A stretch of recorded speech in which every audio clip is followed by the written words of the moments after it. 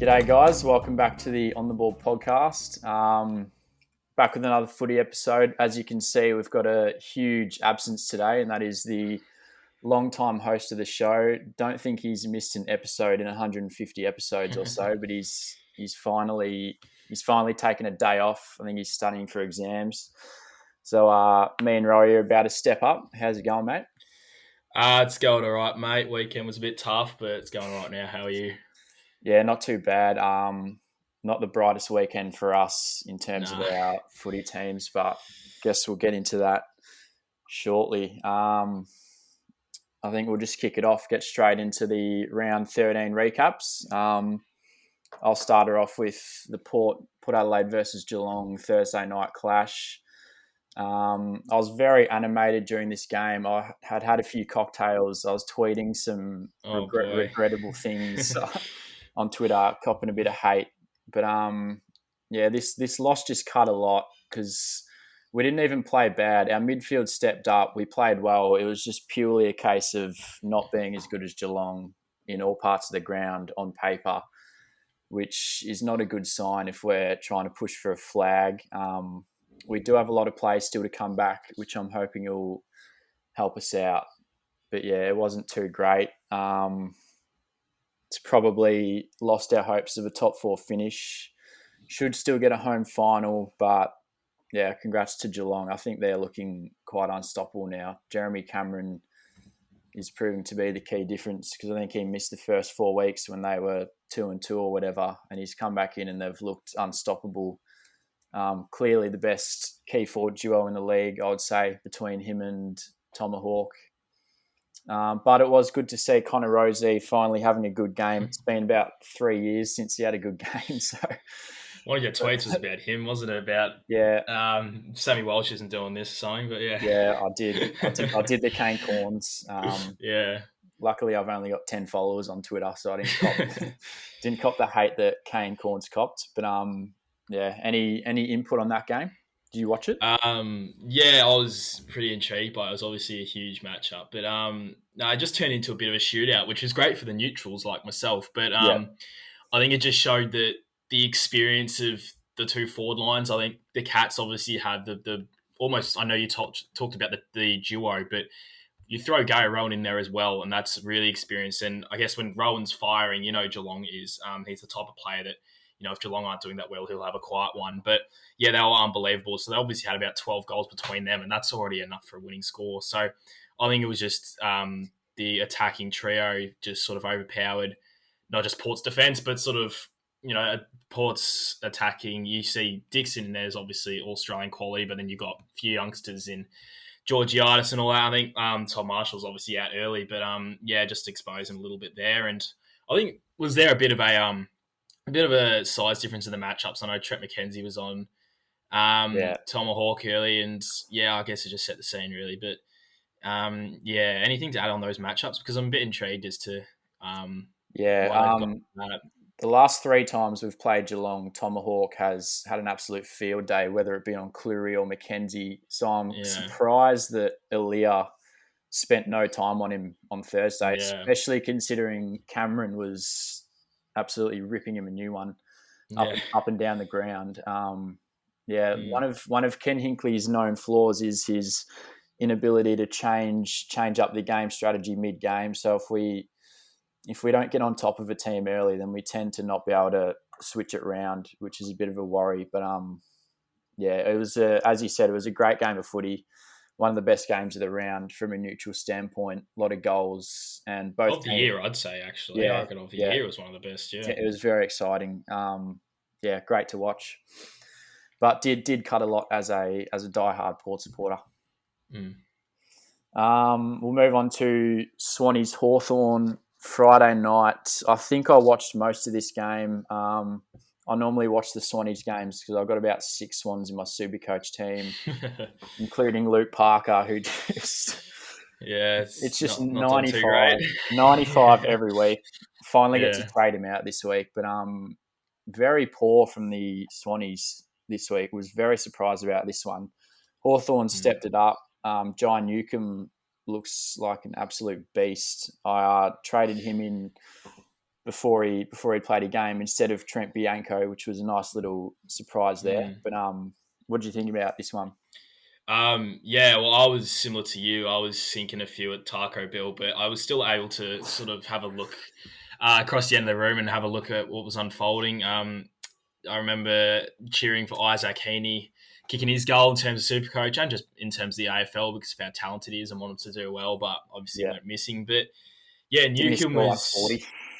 yeah, I know. He was on about Yeah, 25 at the quarter time or something. Oh, just, yeah, the worst. That goes down as the worst move this year for me. But,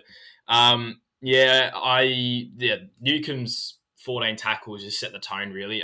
One of the key stats in the game was the errors. And Hawthorn made a modest 32, but Swans came out with 60, which is, pretty much double and just goes to show that whatever side has the pressure on the day usually comes out on top. We've usually seen that I think I've talked about it a bit previously, but at Adelaide Oval, the Crows often get a few scalps there because they just really turn it up in front of the Adelaide crowd. We saw it against Geelong, and we saw it most recently against Melbourne. So I think Hawks just put on a similar display, and I think it was just the poor conversion from the Swans from most of their tall forward targets. So obviously, Buddy only kicked the one, and just not too much else there really. So what do you think about that game? It was obviously that type of game. I think Swans had to lose a couple this year, given they're not like a huge top four team. But to be honest, I actually was surprised it was against the Hawks. But what do you think?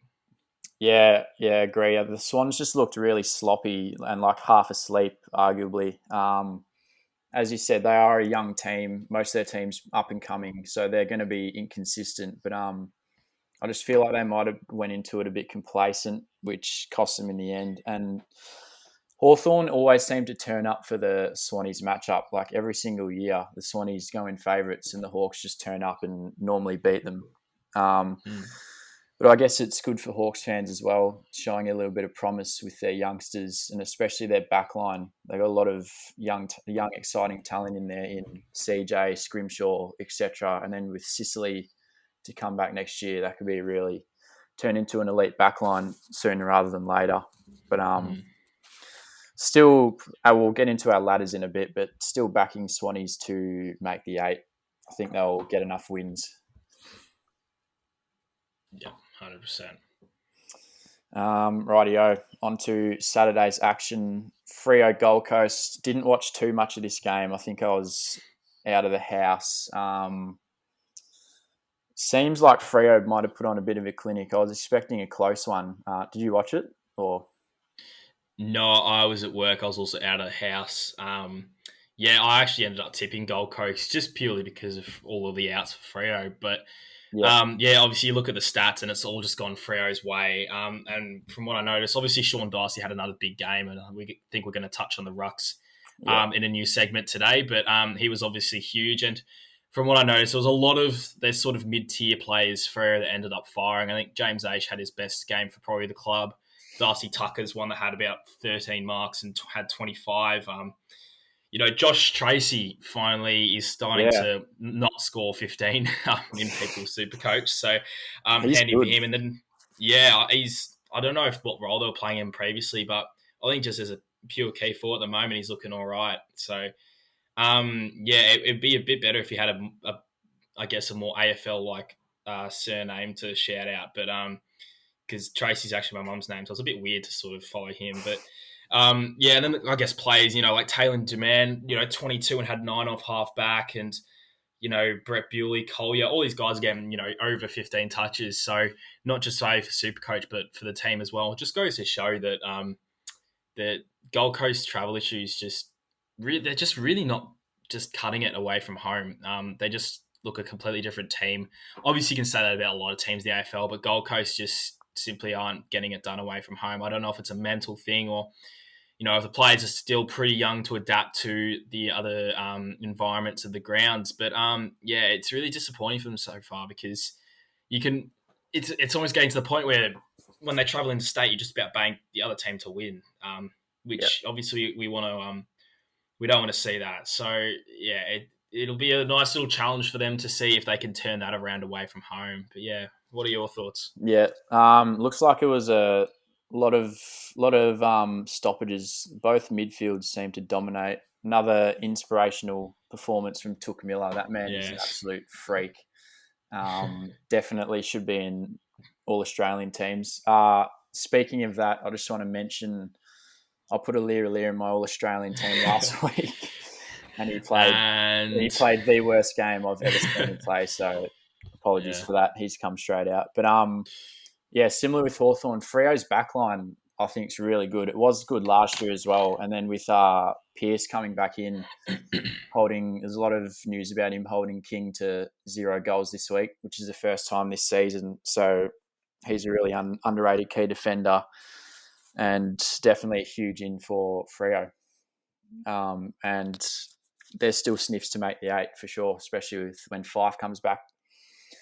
Rightio, we'll get this one. We'll get this one over and done with. I was at the Sporting Globe on a lot of beers, but I was looking over every now and then. I saw the Saints get up like 32-0. And then every time I looked over, every 20 minutes, it was just like Adelaide slowly clawing their way back. And then when they got within like 3 goals, I was just like, oh, for fuck's sake, it's gonna happen again. But I'll let you cover this one, mate. Well, for listeners, if you're not watching, you might realise this is the first episode this year I haven't worn the hoodie. It's come off. I'm not wearing it probably for at least a few weeks. So that's done and dusted. But yeah, it's just getting to the point. Well, I've got a few notes for every game. But for this one, I've just literally written "We suck." It was. First of all, we talked about Port Geelong being one of the best games this year. This was just about the worst game this year in terms of just a neutral fan, probably. Obviously, the fight back from the Crom was good, but yeah, at the end of the day, we were up obviously 36-0, and we were playing some pretty shocking footy. Obviously conditions were hard up there, but at the end of the day, it just was not a pretty game up to watch. And after being 36-37 up, it feels as though our game plan sort of switched. It was more evident in the last quarter. I think we were up by, probably about 3 goals or something like that. And what we tended to do, and this was obviously the reason why the Dogs nearly overcame us in the elimination final last year's, we tend to just completely stop. We just give up on attacking. We settle for the score we've got and try and chip it around, which isn't handy when you're when you're the least skillful team in the comp, also playing in the wet, dewy conditions, and there's 15 minutes to go in the game, and you're only up by about 2 goals. I don't think it's the smartest strategy. You probably don't need someone with a very high IQ to tell you that, but it's just that was it. Like once we were on about, I think it was about 60 we finished on or something like that. Yeah. When they're about sort of a goal within that, or at least 2 goals within that, I thought, well, we're not scoring anymore. It's just 60 is the total. If Adelaide get it or over, then they win. So obviously that's what happened. I saw it coming from a mile away. I think it was about 50 to about 10 probably, and they kicked about 1 or 2 goals on the crowd. There was still $8 if you caught up on Sportsbet, and I thought I just should definitely chuck a tenner on this, but unfortunately I didn't. So yeah, obviously that happened. It was just, I had a conversation with a few of my Saints mates after the game, and we talked about it's just this issue of player development. These players just aren't getting better and better. They're just stagnating. Like players like Caulfield, who had a mini breakout year last year, just looked lost. Players like Josh Battle had about 5 touches, 1 kick for someone of his size.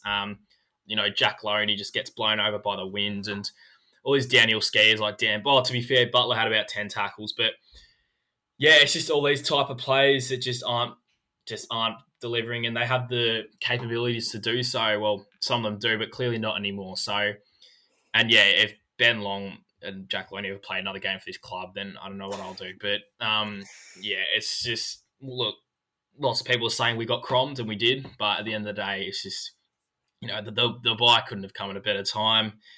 Just see if we can maybe chalk up a few wins. But at the end of the day, now the season is now done, so kind of Tank embarrasses. Yeah, well, that's the thing. Hope that North.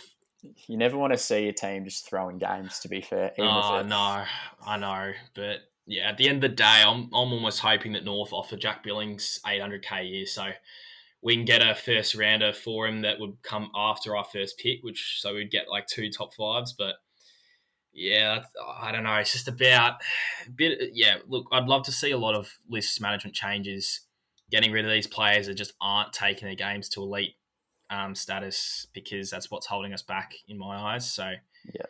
Yeah. yeah, from a neutral fan like yourself, what were your thoughts? Yes, as you said, it just seems like Bar Steele and maybe Tim Membry. I know he had a good start to the year, but it just seems like none of your players have improved. If anything, they've gone backwards. And I don't know. It just seems like you guys have lost that winning culture, or just like knowing how to close out the close games or something like that. I don't even know. Yeah. But yeah, I do feel sorry for you, mate. It's becoming a thing every single week now. Oh, yeah. What do you think about I actually haven't seen it, but the Mackay bump on Hunter Clark? Well, look, there's a reason that it's gone to the tribunal for a debate, so he still could Yeah, come off with no weeks. But yeah, it's hard because they're both running at full pelt. They're obviously both coming in completely opposite directions, and look, everyone, yeah, obviously Hunter's going for the ball, and McKay, I think he's going for the ball right up until I'd say like milliseconds before, when obviously he sees a person he tries to brace. So that's probably what he's doing, but he's obviously got Hunter in his eyes, and at the end of the day, only he'll know if he was trying to get Hunter to go for the ball. But yeah, at the end of the day, I think it still is a footy collision. I think he should get off. I know how horrific, obviously, Hunter's injuries are. He's completely fucked his jaw, and he's out for about 8 to 10 weeks. But Jesus, I don't even know that. Fuck. yeah, he's done a lot of damage. So at the end of the day, I think it's just this. This is probably going to happen a couple of times a year where it's a bump where players are going for the footy and one guy comes off perfectly fine, the other comes off really bad. So unfortunately, that was this week. But yeah, look, I think it'd be too detrimental to penalise him to penalise him at all, but even for the 3 weeks that they're saying, because I think that would really, it sort of put a bit of a shock into the footy system. I think players will actually start to second guess themselves Yeah, about whether to go for the ball. Because at the end of the day, um, you know, hits like these where players are going for the ball, if it turns into 3 week suspensions, this is their job. They're going to it's going to come into their mind when they're playing. yeah, So, yeah. yeah, I agree.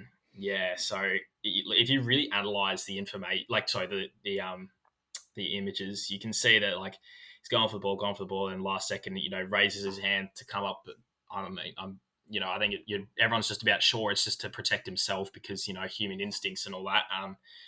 So yeah, that's what I think it is. And yeah, unfortunately, there was just it was just a collision to Hunter's head and jaw. So yeah, Yeah, I think he should get off. As shocking as it is, but I just think it'd be too detrimental to just to the fabric of the game if he was to get suspended, just because of the mindsets that would put these players into and yeah. all of It that. was. Because yeah, I think it's going to come a time when if players start getting suspended for these type of things, it's actually going to really start affecting the players and how they play the game. We don't want to see that. Footy's all about rough and tough, and we talked about how it's not skillful sport, and that's because it's high intensity. So you don't want to lose that aspect of it. So yeah, Yeah, it's a tough one. completely agree. Just freak accident from the looks of things, and unfortunately, these injuries are just part of footy. And as you said, the best part about footy is the toughness and courage. So we cannot we can't get rid of that in the game. Alrighty. Sunday, North GWS, first draw of the season. Not sure Mm, how GWS got out of this one. I think you and Corker both predicted this to be a close one. I said it would be a blowout, but yeah. North turned up. I only caught the end of the last quarter, which was when GWS were dominating, but I don't know, it must have been a good game. Just quick shout out to Josh Kelly, who's Yeah.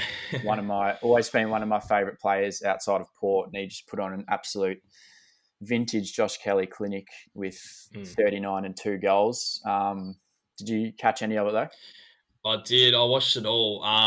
Halfly because I had about 6 plays in this game, and Kelly was my loophole. So obviously turned it up when it mattered, which was awesome. But no, it was actually a really good game, and I wish it was played at a ground that wasn't Blunston. Like, his Yeah, it's there are some grounds that it's just difficult to watch a game of AFL footy, and Yeah. it's probably just a personal thing, but I just hate watching the footy there. But yeah, I think it was an awesome game. Obviously, the North turned up at Blunston, just except for those last sort of 5 or 6 minutes with Daniel Lloyd brought them into it, but obviously could only get them the 2 points, not the 4. But it was hard to stop North's run most of the time during the game. Hall coming off half back he was probably best on ground, to be honest, apart from Kelly, obviously. So he was an animal for them. And then Simpkin and Cunnington through the midfield with Bulls. But yeah, I think it was just a bit of a lack of GWS's forward presence. Obviously, they're missing Jeremy Cameron in there a bit. Himmelberg's playing a lot more up the ground, I noticed, and Matt Flynn was usually the main target up forward and clunked a few nice marks. But at the end of the day, probably don't want to be relying on one of the part-time ruckers. So yeah, unfortunately, Green, just typical Green performance, 1 goal 4. So unfortunately, couldn't convert. But yeah, it was a good game to watch, and it was good to see North showing some fight, considering plenty of people sort of locked them in for no wins this year. So yeah, I was watching a lot of players, in particular Nick Haynes, closely in terms of Supercoach now, but I will touch on that later, obviously. But yeah, it was a highly Supercoach relevant game, but Yeah. it was a good one nonetheless. Yeah. Yeah. I traded in Aaron Hall this week, and I've had Josh Kelly Yes. most of the year, so I was stoked about this game from a That's Supercoach awesome. standpoint. North's midfield seems to be getting quite good though. Cunnington and Simpkin are dominating each week, and I think Goldstein's finding some of last year's form again. So we'll see if they can win any more games. I think GWS are 10th. Yeah, they are. So Yeah. they're still in the hunt, but not the greatest game to lose Needed to win points in. that. Yeah. Yeah. It was interesting when both teams just looked suicidal when the siren went when Yeah. they both threw. It makes you wonder, should we implement a new sort of Yeah, even golden thing? golden goal. I'd actually like to Yeah. see that. Not a point, but a It goal. would be Yeah. shattering to Yeah. cop the rough end of that, but I reckon it'd Yeah. actually be pretty good. Yeah. All right, another game of the round here, along with the Port game. West Coast Richmond, huge win for West Coast here. I think I backed them in the tipping, or I backed their line. So that was good, and always great to see Richmond losing, even though I also hate West Yes. Coast. But yeah, classic West Coast win at home. Huge performance from Nat Nui. Shannon Hearn looks like a beast at the back, and then Elliot Yo's last quarter arguably won them the game in the end, and obviously Josh Kennedy as well. Any thoughts? Not too much. I actually didn't catch. I was listening on the radio for a bit towards the end, but I was out that night. So yeah, it was obviously really good to see Richmond lose. It's That was the best part about it. yeah, exactly. You could tell there was 30 marks taken between Short and Hooley. So West Coast are obviously allowing them to get it out of the D50, but setting up when it goes into Richmond's forward 50. So yeah, obviously Hearn was obviously a big player in that because of the performance he put on. But yeah, a few of their younger players stepping up. I know Lukey Edwards, 27 touches. No one really saw that coming. And Harry Edwards as well was really good for them down back. And Luke that Foley Luke as well. Foley, yeah. Yeah, it looks like he's found a little bit of a role. He was on like 60 points like halfway through the second for them or something ridiculous. Yeah. So yeah, like I said, I think earlier in the season about West Coast, they just got a lot of really good sort of role players and depth, and that was just perfectly showcased in this game here. I think players like Josh Rotham and all that are also having really good seasons. So yeah, I think it was just the fact those guys also turned up. Jack Redden, another sort of 30 touch performance helps that as well. So yeah, it's just lots of these guys stepping up in the absence of Shuey, Tim Kelly and all that, and obviously Yo's still probably a bit sore from long injury he's had, but yeah. Yeah, I'm pretty sure Yo's last quarter was like 11 touches, heaps of tackles, and like 60 Supercoach. So that man looks like he's turned it on. Like he might be back. What was I going to say? Yeah, I think we'll just move on. I was going to say how deep there. I was going to say how deep West Coast midfield is. They've got about 8 blokes who can just go in there and rack up 30 touches. Probably partly due to Nat Nui, but anyway. Yeah. Monday's game, I did watch all of this one. D's Collingwood. just an emotional way for the Pies to go out. Buckley's last game, I kind of had a feeling it was going to happen. Like whenever you see coaches' last games or new coaches coming in, the team often comes out firing, puts on a clinic. I wouldn't even say the D's looked like noticeably shit or anything like that. I think Collingwood just played really well, especially down back. They were limited the D's scoring opportunities quite well. And obviously Scott Pendlebury with one of his career best games at his age after having a pretty average season was great to see as well. Yeah, 100%. And I think with De Goey rolling through their midfield now, 32 touches, finally delivered huge for them. Obviously, he had 2 scoring shots as well, but obviously both behinds. But just goes to show that maybe, he's obviously still young and got all his potential ahead of him, but hopefully he can string them all together because he's obviously a huge talent, and looks like Darcy Cameron is that could form that little partnership that many teams do with those 2 ruckmen set up where one rests forward and the other's obviously in the ruck. So hopefully Grundy most of the time in the ruck and Cameron can swing through there, but plays that tall forward because obviously bagged 4 goals. So that was really handy for them. Tell you what, I reckon Luke Jackson and James Jordan might be the 2 front runners for the Rising Star this year. They were 2 of the D's best players, and they're looking like absolute beasts. And just like that, all the Essendon fans have just screamed out in disgust because you haven't talked about Nick Cox. James Jordan's just really underrated. He just gets it done every single week. But yeah, I think that'll do it for our round 13 recap. We'll move on to our ladder predictions. You can go first, mate. Just our top 8s. Alrighty, so I've looked at like the future, the rest of the fixtures for these teams coming up, and given that I've decided I've changed up the top 4, not partly because I've just gone for the same one every week, but because I see this team losing 1-2 games max the rest of the year, so I've got them in on top, and that's actually Brisbane. They've got the easiest fixture in the top 8, or probably even the rest of the comp, honestly. I only sort of saw them having 1 or 2 challenging games for the rest of the year. So obviously they're hitting some form. Lockie Neal's back, so hopefully he can turn it on. So yeah, I've got them finishing on top. Obviously doubted them slightly earlier in the year, but probably because they're playing tougher opponents, to be truthfully honest. And yeah, obviously love it when the Lions get up because it's not like this stereotypical sort of Richmond West Coast type of thing. Brisbane obviously haven't progressed to a grand final since we can remember, so it'd be awesome to see how deep they can go.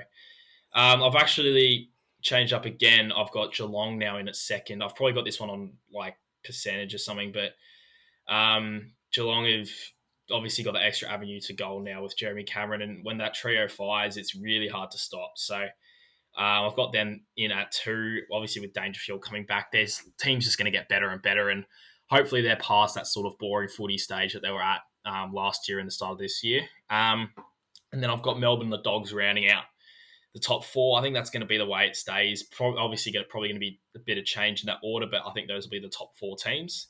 I think I've got Port in at 5th, just missing out. I think just this form against top 8 teams is still a bit of a worry. I think we touched on it probably a few episodes ago. They've got West Coast finishing in at 6th, Richmond 7th, and Sydney 8th. I don't know.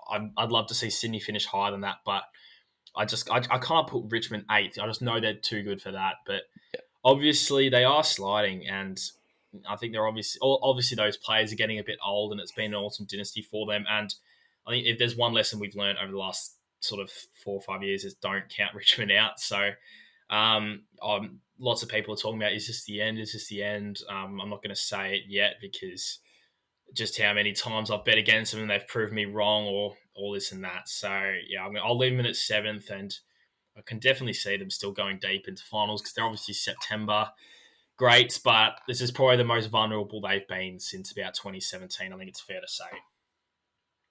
Yep. So as a few of us know, I've been a bit biased on my ladder predictions this season, and I'm not gonna do it this week. Oh no, I can't bring myself to do it after after Thursday night's display. But yeah, this top four is just so tight. Like, it's so hard to split them. Wouldn't be surprised if they all ended up on the exact same amount of wins. But I'm gonna keep Melbourne on top. I just think while they're probably the most inconsistent of that big four, they have the most wins at the moment with a huge percentage still, and they've just shown that they can beat the good teams on any given day, which is very valuable.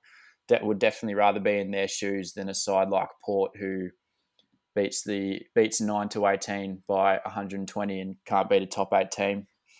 I've got the Bulldogs in at second, Geelong third. I would not be surprised if Geelong actually won the minor premiership. They looked really good Thursday night, and their team on paper is just ridiculous. Like, their list is insane. If they don't, like, they're coming right up to the end of their window. We know that, but if they don't win it this season, there should be some head scratches going on behind the scenes there. And then Brisbane fourth, Port fifth. Huge tier break after the top four, but I'd still put Port in at fifth. Do you have him at first last week? I did. I said provided we beat Geelong, we had a pretty easy fixture after that. But I just can't see us doing it anymore, and our percentage is a lot worse as well. Yeah. I've got Richmond at sixth still for the exact reasons you just mentioned. You can never count them out. You just know they'll hit form. They're definitely the most vulnerable they have been over this dynasty. Looking a lot worse. Well, not a lot worse, but worse than each of the past 4 years. But they'll still do damage come finals. West Coast seventh. They still haven't shown they can win away from home. We know how well they can play at Optus, but they're going to drop games away. And then I've still got the Swannies in there to round out the 8. Pretty stock standard top 8 from me, but yeah. Any further comments, or should we head into the next segment? Yeah, I don't see those top 8 teams changing now. It's obviously been that way for about 6, 7, 8 weeks now. So obviously the order's going to switch, and it'll be interesting to see where everyone finishes. But yeah, can't see Freo really going into the top 8 there, and then GWS are the other team. But I can't see either of them really making it. So yeah, it'll just be a matter of who finishes where. Yep, and especially after their draw against North. You can't be drawing to North if you want to make the top 8 as the Giants. Right, we're gonna do our top 10 ruckmen in the AFL rankings. We were gonna rank each team's top ruckman as a top 18, but we've decided to just go pure top 10 ruckmen, with a few honourable mentions. And for this year as well. Yeah, to clear up any confusion, it's just this year's form. So yeah, before the North fans, actually North don't have any fans, so we don't have to worry about that. But we'll start with some honourable mentions. I'll kick it off. I've got Matt Flynn in there. I know he's hardly even his team's first ruckman anymore, but when he was playing as the ruckman, which he has done for more than half the season, he's actually been really good for them. And honestly, near the top 10, he's been putting out great numbers, and he's pretty handy as a key forward as well, as we saw on the weekend. Stephen Martin, I've got in there. Probably, I mean, he's definitely not a top half ruckman, but you can see the impact he's had on the Bulldogs this season, just allowing their midfield to finally get some first use of the ball. Doesn't really offer anything around the ground, but has had a big impact on his team. And finally, this bloke's probably not deserving of an honourable mention, but Mark Pitnet is a bit of a meme after last season.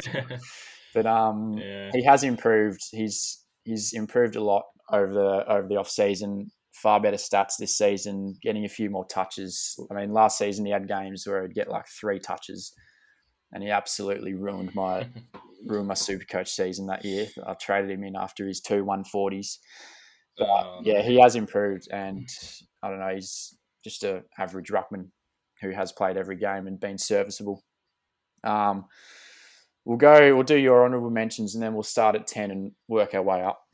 Too easy. I've definitely got Flynn in there. Obviously can't fit him in there because he's probably missed too many games with the Giants' obsession with Mumford, which is kind of fair enough. I think there were about 5-0 with him and then 0-5 without him. But yeah, Flynn's exactly the type of player I'd want Saints to go for because he's obviously shown so much since his debut game, and I feel as though it would be the perfect replacement for Ryder as that sort of ruck forward swing role because he can obviously play in the ruck and down up forward. He looked really good up forward on the weekend, and probably had Ben Mackay for a lot of the games. So he's in there, obviously putting up a lot of great numbers, but yeah, it'll be interesting to see what happens with the ruck merry-go-round this year, whether he sticks with them. Probably will, unfortunately, but we'll wait and see there. And yeah, Pitney as well, obviously very serviceable for them. Obviously, their most preferred ruckman at the moment. Stephen Martin's obviously been good for the Dogs, as he touched on. So yeah, I've got about the same there. No one else really to add there. I'm not going to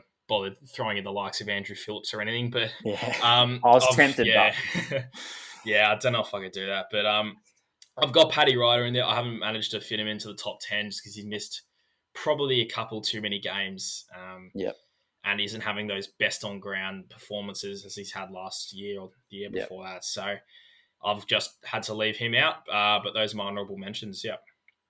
Yeah. If we were including last season and previous seasons, I probably would have had Paddy Ryder in my top 10, but just numbers haven't been as good this season. Might be a bit due to the Saints being down, but probably. he is getting old as well, to be fair to the great man.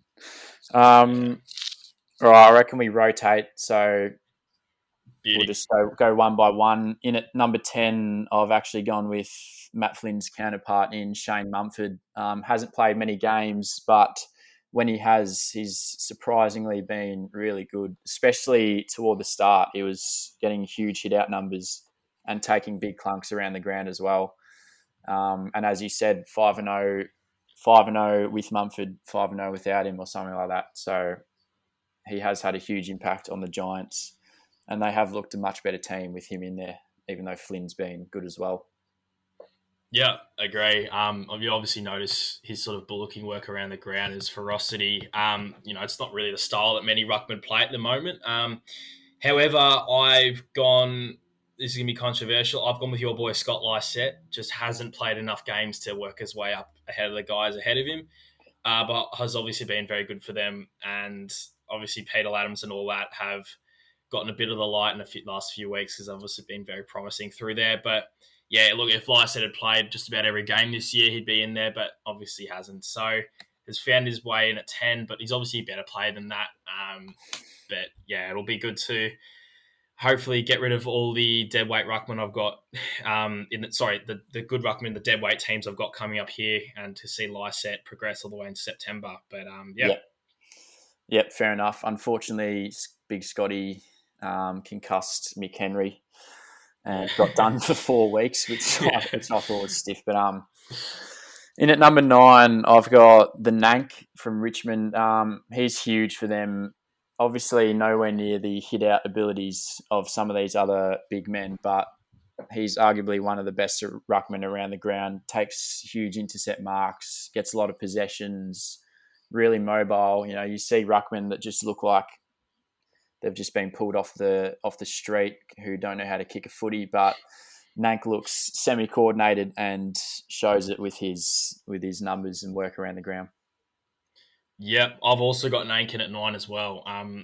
He's obviously one of those ruckmen that, they're not going to get the same numbers as Gordon and Grundy and all that, but in terms of Richmond and Richmond's game plan and the way they play, I think he's really good for them. Obviously, the way he gets around the ground suits their fast attacking game style really well. Sees him racking up about 15 touches just about every week, and he's often down back, which is not taking huge intercept marks, which is not a thing that many ruckmen do in the AFL, or at least they do, but I don't notice it as much as I do with Nank. I think Nank's probably one of the most prominent key defensive intercept marks that I've seen, at least in recent years. He's been really good for them. Obviously, Richmond got him for cheap as chips, so that was a very handy pickup for them. Has obviously contributed a lot for them over the last few years, but just another serviceable year for Nank, and is a big reason why they've obviously done so well. And obviously with Soldo missing, a lot of the weight's been put on him.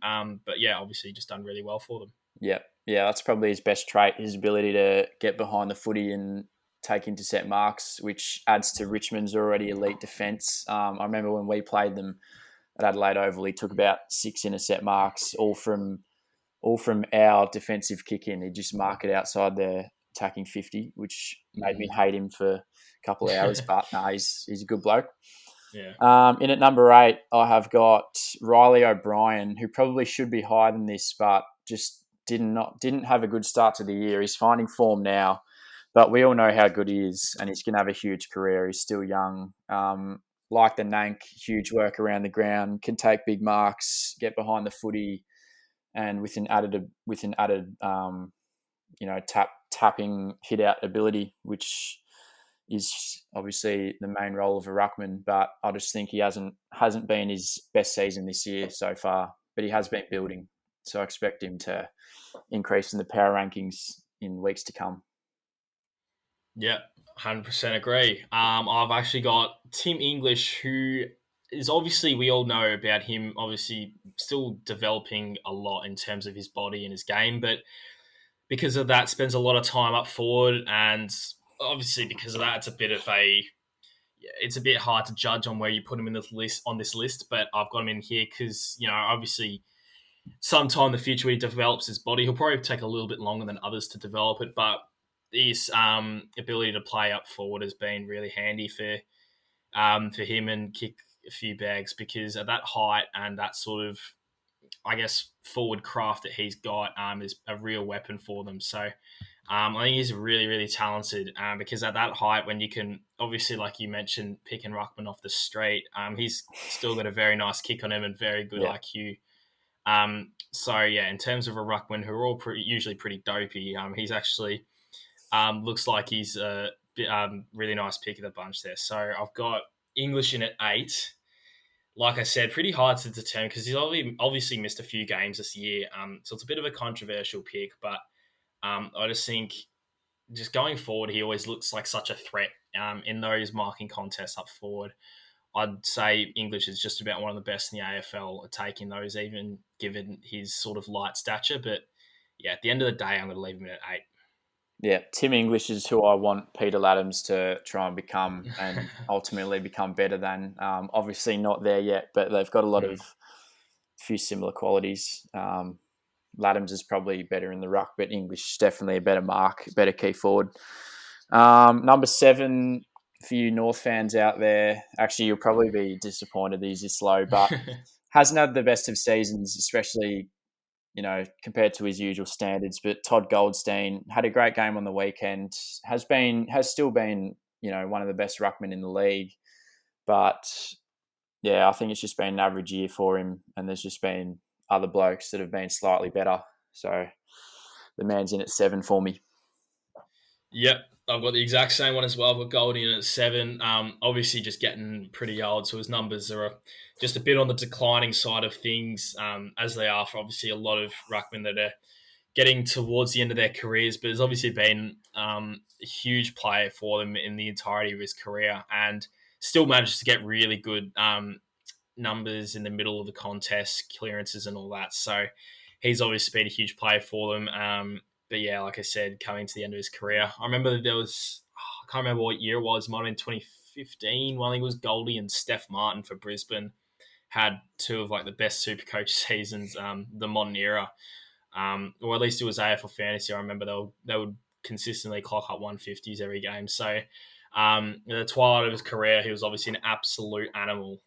Still is a very quality player, but yeah, coming to the end of his career. So to chuck him in at 7, at least at his age to get to 7 is obviously still a really good feat. But yeah. Yep, exactly right. And we do love Goldie. He's a fan favourite. I think he's one of those players where you just can't hate him. I don't know if it's because of his head or his name or whatever, but he just seems like one of those nice guys, great blokes. So good on him. Good on him for that. Number 6, I've actually gone with my boy here, Scott Lysette. This is definitely higher than probably any non-Port fan would have him, but I get to watch him every week, and he's just huge for us. And especially this season before he got suspended, he's he's really good around the ground, really mobile, can take marks, can get 20 touches, but he's also really improved his hit outs over the last 2 years, especially. And he contends with, Grundy and stuff, doesn't get beaten too badly. It would be like 30 to 26 or whatever. So he's really important. And you can, I know we're missing Butters and all that lot, but he's definitely been the biggest absence for us this season. Yeah, we've pretty much gone to shit ever since he's been out. And Laddams hasn't even been that bad in his spot, to be fair, but it's just a huge out for us, and will be good to get him back this week. Just touching on Laddams, I need to bring in to do the perfect trade that I want to do, I need to bring in a forward. It's about 440k, and there's just not many options at all. And I looked at Laddams, I thought, wow, but then obviously noticed Scott Lysett was coming back, so that got rid of that plan. But yeah, I just wish Lysett could just, do an ACL or something at training tomorrow, and that would solve my SuperCoach team. Mate, but Laddams would genuinely be a top 6 forward if that happened. If he played number 1 ruck. But yeah, I love the enormous difference between if Lycett's in there and if he isn't, between Laddams' performance. Huge. But at number 6, I've got Riley O'Brien. Obviously had a poor start to the start of the season, but he was playing under an injury cloud, and he seemed to have gotten over it now. So that's very handy for him. He's obviously been a huge player for them in the last couple of years since he broke out and became the preferred ruckman over Sam Jacobs. And huge work around the ground, takes lots of really good marks in contests and all that. And talking about like we said about Goldie, he's a huge fan favourite, the great man, probably because of his head as well. But gets down back, gets forward. Obviously not the most fluent kicking style, but at the end of the day, he is an animal, and it just deserves to be at number 6. Given he was one of those types of ruckman that could easily have been chopped at any time before he sort of leapt down onto the scene. So it's good to see those type of players come through and formulate really promising careers. But it's good to see that he's out of that injury cloud now and playing his best footy. Because like I said, he's just a quality player when he's at his best. Yeah, definitely a good player, and he's going to be an elite ruckman in his prime. In at number 5, I knew this guy had been good, but when I looked through the stats, I was like, holy shit. But Sean Darcy has just been an absolute animal for Freo. He's averaging like 110 SuperCoach or something like that, which is genuine elite numbers. But you can tell the impact he has on the games. He's a huge man, wins most of the tap outs, and he's around the ground. He's really improved this season. He can take marks, he can get the ball. He just has a massive impact for Freo. When he's not out there, they're definitely a far worse side. One of the most improved players in the comp this season. 100% agree. I rate him that much. I've got him higher than that. So at the moment, I've actually got Tom Hickey in at 5. Yeah, they were tight for me. Yeah, that was a very tight call. We've obviously got the top 3 the same 3 players, and 4 and 5 with their own category. And it's hard to split them, but I've got Tom Hickey in at 5. There's obviously been a revelation for the Swans this year. As a past Saints player, it's good to see these guys get an opportunity, given they were absolute spuds on our list. But he's obviously been really good for the Swans, and his work around the ground and all that's been awesome. Every time he was one of those players. Every time he got the ball, you'd put your hands to your head thinking, "Oh shit, what's he going to do now?" But this year he's obviously been really good for them, and had that miraculous recovery from that injury. I think Peanut, one of our mates, said he's used about 3 or 4 trades on Tom Hickey this year because of it. But he's obviously been awesome for this year. It's great to see him thrive in that new Swans environment, and just sort of revitalize his career. I think if he was a bit more popular, he'd also be one of those fan favorites like O'Brien and Goldie. And this time it was definitely because of the pill. He's been a very solid player, so worthy of a top 5 spot for this year in terms of the ruckman. Yeah, definitely agree with the fan favorite call. He's got one of them, one of the funnier heads in the AFL. I've obviously got him at number 4. He just pipped Sean Darcy for me. I think Darcy's arguably had better numbers this season, but I think just the impact Hickey's had on the Swans this year. If you take him out, I mean, I don't think they're in the top 8. He's been one of their best players and probably up there in the best and fairest with Callum Mills and maybe a couple of others. But yeah, he's just been huge, which is good to see. Do you know if did he play in the grand final for West Coast, or did he not play? Because it was Vardy and Lycett, wasn't it? Yeah. I actually don't know if Hickey was on the list at that point. Oh, wasn't he? He might have been, but it was. Yeah, Vardy was the one in there. I can't remember which year Hickey got onto the Eagles list. Yeah, Hickey might have went the following year, actually. Yeah. But anyway, he might have done, but yeah. So you've got Darcy at 4? I've got Darcy at 4. I've never seen Game of Thrones, but I think many people have touted him as Hodor. I think you pronounce it. Looking him up right now. Yeah, it's Hodor. I think he got drawn comparisons in his debut game. I remember his debut game. It was against Geelong at GMHBA, and it was a bit of a blowout, as you'd imagine. I think Freo were a bit worse back then. But I think he crushed the hit-outs on debut record by about more than double. Just came in as that number 1 ruck. You could tell this guy was an absolute beast in the ruck, and it was just around the ground what he can do. But he's clearly worked on that, and he's clearly a much better player because of it. And his work up forward as well has been huge for them. So I think that's going to be a nice little partnership, Darcy and Tracy, going forward for the Dockers.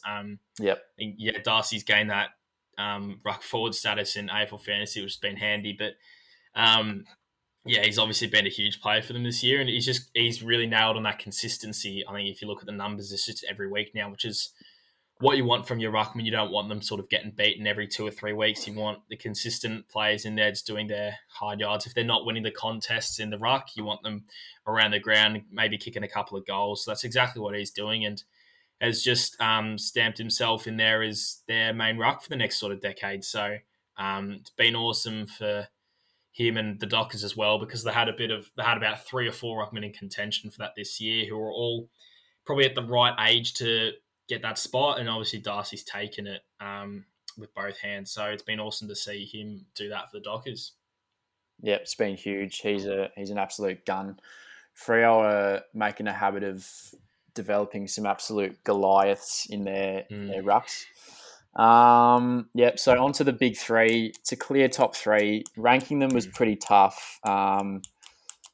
I think it kind of depends what you want in a ruckman, because they're all slightly different. But I've gone with Brodie Grundy at number 3. I'll speak about Nick Nat now. I just think what he brings is slightly more significant and important in the outcome of a match than Grundy. Obviously, it depends what you want out of your ruckman, what situation your team's in, but just what Nick Nat, when you take Nick Nat out of West Coast, it's just they're a whole different side. He just gives their midfielders first use every time, and they just kick goals out of the centre bounce, especially Optus, like no man's business. And he kicks goals as well himself and gets clearances. So yeah, but Grundy, obviously absolute gun, arguably the most mobile ruckman in the league.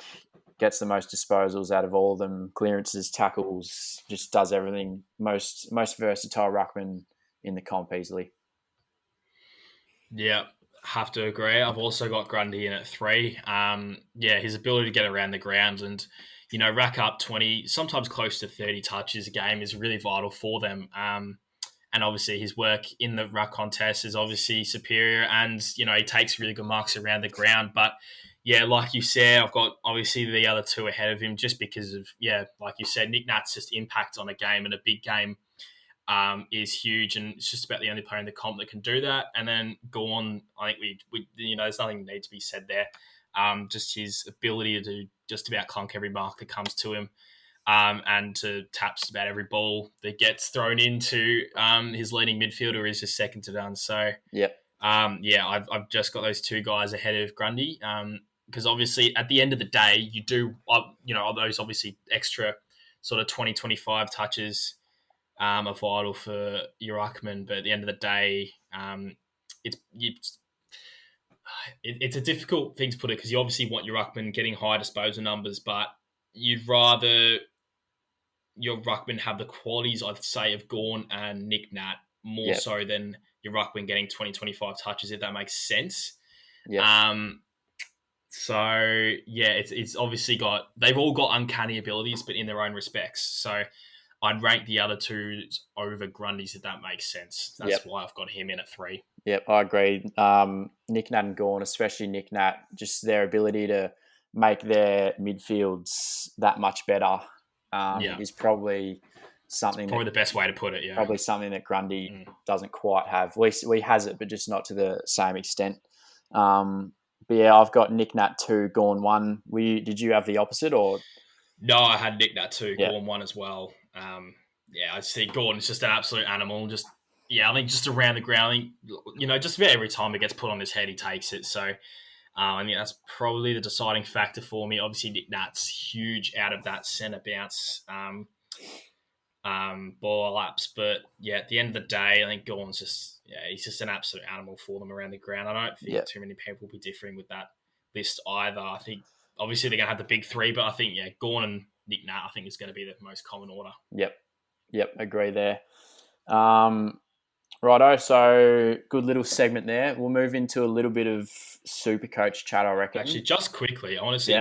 I'll ask you a question. If you're the Collingwood list management, we obviously talk a lot about these sort of ruck scenarios and in terms of how much they're worth. Now, I think we had this similar question, Lapotty, a couple of months ago, probably with Hammer, and he said, what's your call on the rucks? And I said, they're one of the most important players on the ground and all that. And I laughed at the critics of the rucks, but would you have paid Grundy the same amount of money as the Pies did, considering they obviously had to offload 2 players, Treloar and Stephenson? Yeah. Would you have paid Grundy that amount, given they're also still in financial troubles, as has been documented, and they're probably going to hit it again this off-season? Would you have paid Grundy the same amount, or would you have let him walk? Yeah, that's a tough one. I think in hindsight, you'd probably have to say that you wouldn't do it just because of what's actually happened to them. Having to let go of those players, as you said, and just coming right out of finals contention, which is a bit unfortunate. But at the time, it was just after they'd lost that grand final, right? It was after 2018. I mean, they probably just thought they're probably just doing everything they can to try and secure that premiership, which is fair enough. But in hindsight, I'd probably say no. Yeah, have to agree with you on that one. Yeah. I think as we've seen, you can pick off a pretty good ruckman for not much at all, whether it's through the draft or from another list. So yeah, exactly. I think they were obviously very desperate to get that flag, but at the end of the day, given it's meant that they've lost Treloar, Stephenson, Tom Phillips, and by the sounds of it, they're not out of it yet. So yeah, in hindsight, given they almost started a mini rebuild after it, and he's taken up a lot of cap space, I wouldn't have done it either. Yep. But yeah, hindsight's a wonderful thing. Those are the troubles of being a list manager. But we'll get into a bit of SuperCoach. All right, firstly, we'll go. What'd you score this week? I got 1969. Ooh. All right, I got 1983. So that would have been a rank increase for you as well, though, right? Yeah, I jumped up 890, but it's this week that I'm pumped for. I'm going to rise a few more, hopefully. But yeah, you were mentioning pre-potty that you'd planned for I'd planned the for infamous these round 14 buy. Yeah.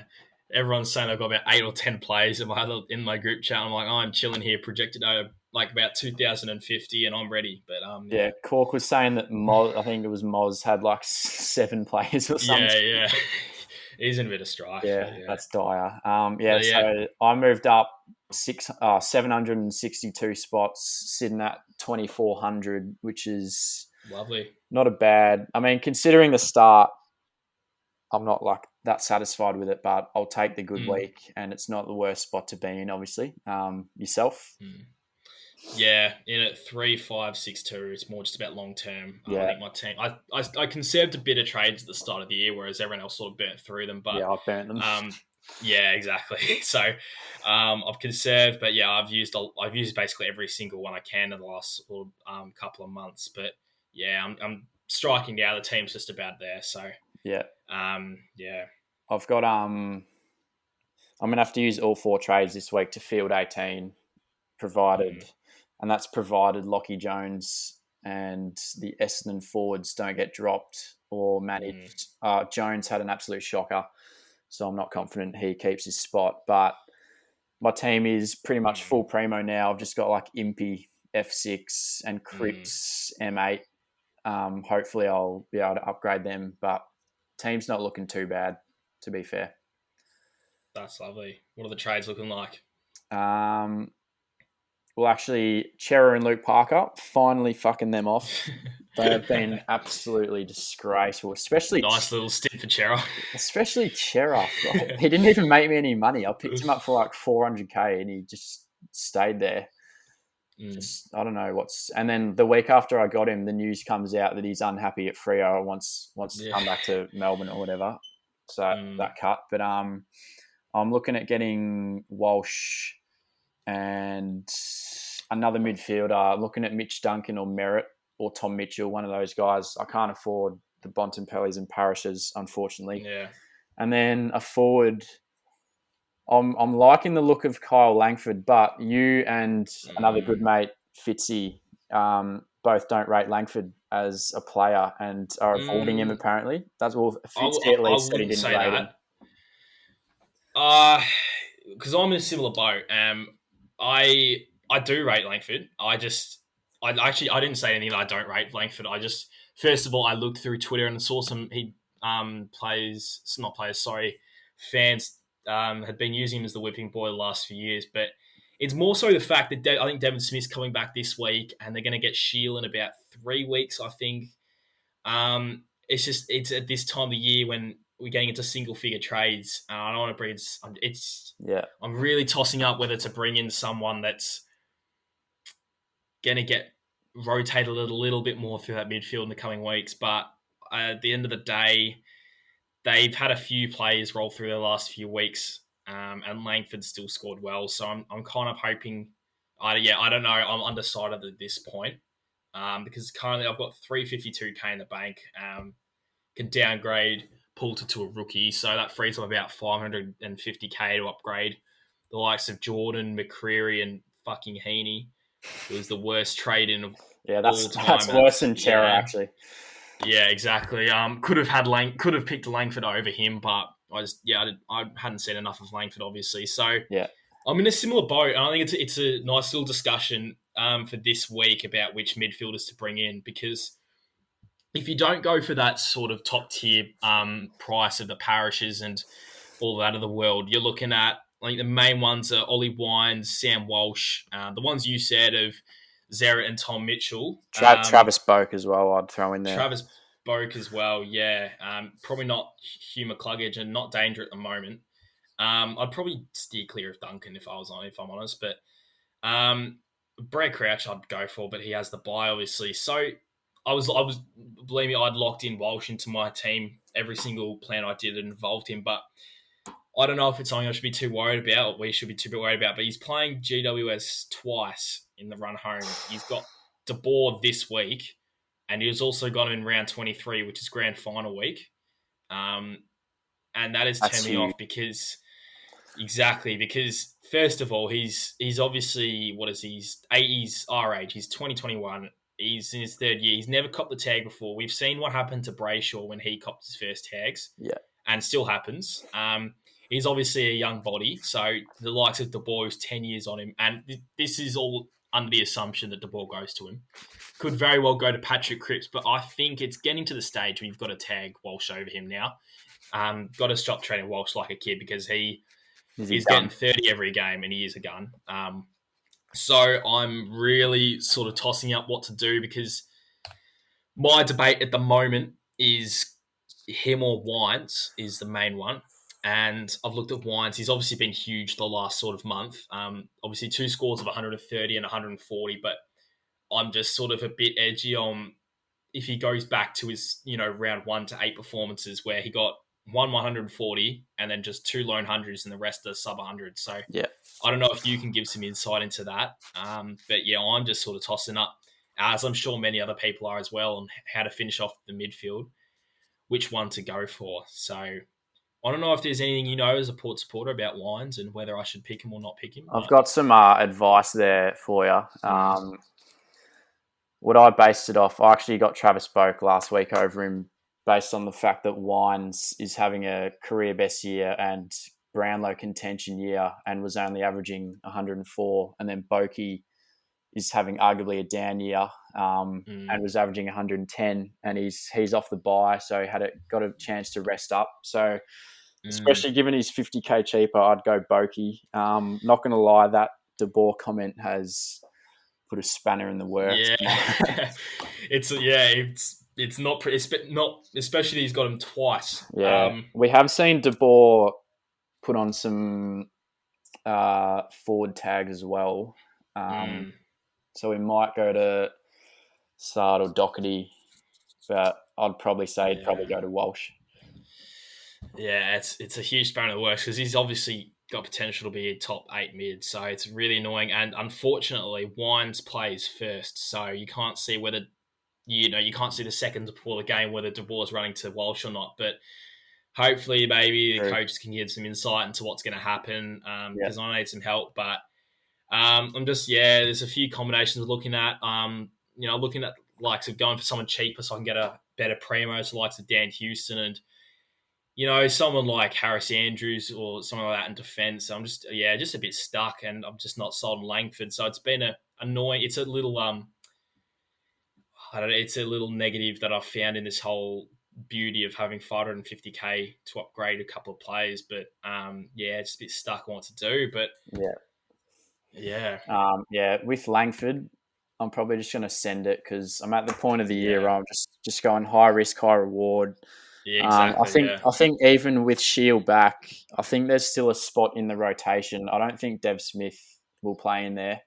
If he does, then Langford's fucked. But he's just got such a huge upside because I think if he plays in there, he can average up to 110, which we've seen over the last couple of weeks and the end of last season too. But anyway,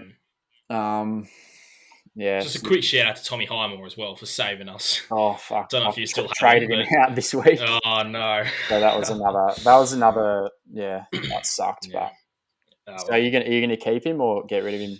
Yeah, he's on. Yeah, now he's him, and I think Murphy's gonna have to stay as my D7 and 8 cover. So he looked good. Tommy Highmore is probably overtaken Caulfield for intercepting marking role, so he has hopefully stamped his job security now a little bit more than previously. Caulfield just looks like a lost player. So for those that have him, I wouldn't advise getting rid of him because I think his job security is a lot higher now.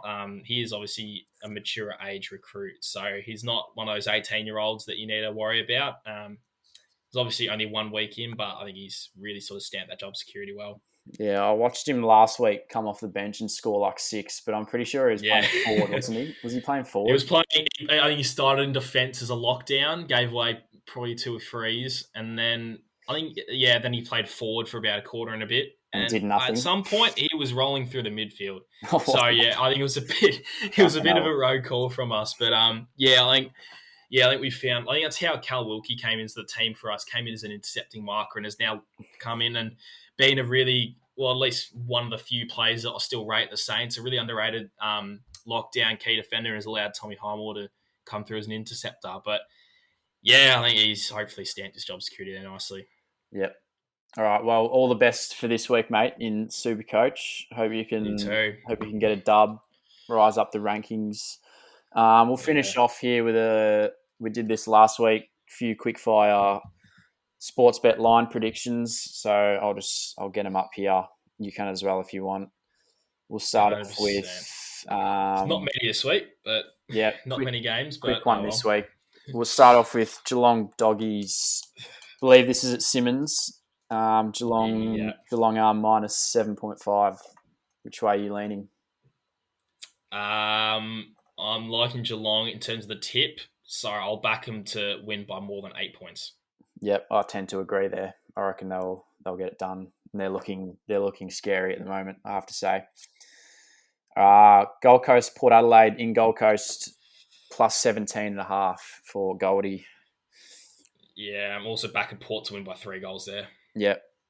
Gold Coast aren't a top 8 team, so you could probably back us into beat them by a fair amount. 3 goals isn't much. I think we'll get that done. Yeah. North Brisbane. I think this is. I don't know where this is. Are they? I think it's Oh, Blundstone. Blundstone again, right? Yeah. And they have a 33.5 point handicap. Mm.